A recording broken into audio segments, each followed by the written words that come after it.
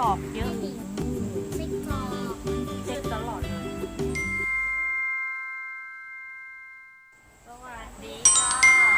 เรามากินมินิคัพไส้กรอกไก่กับไวท์ซอสบาร์บีคิวนะ นี่เป็นของใหม่จากเซเว่นเลยน่ากินมา เซ ก เว่น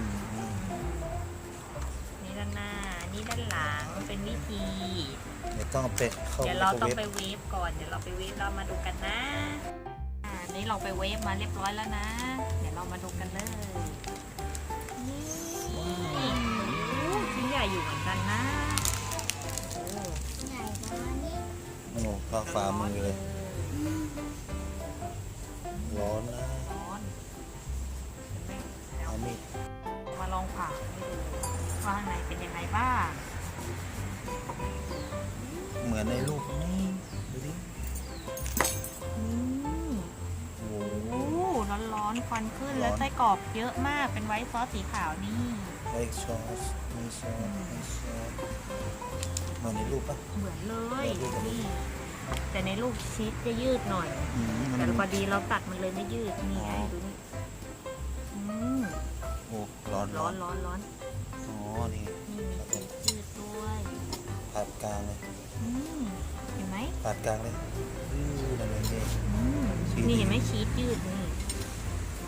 โอ้หอมมากเลยทุก ชิม คน ดิ ดูสิมันยังมีด้วย ใช่ปะ ไม่สิ อืม ไส้กรอกมันคือ ไส้กรอกไส้กรอกไก่ เอาไส้กรอกไหม มีสัญลักษณ์ฮาลาลด้วยนะ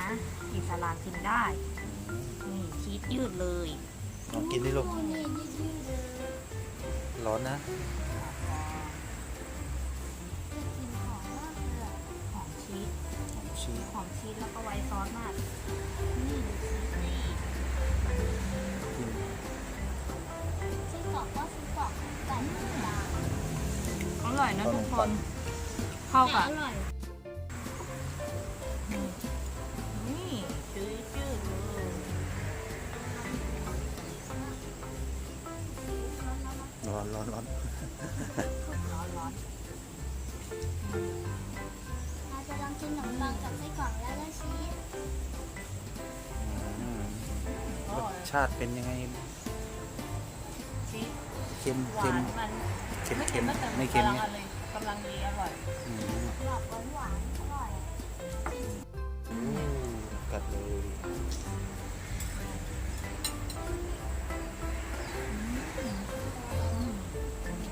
เอาร้อนร้อนมีนาร้อน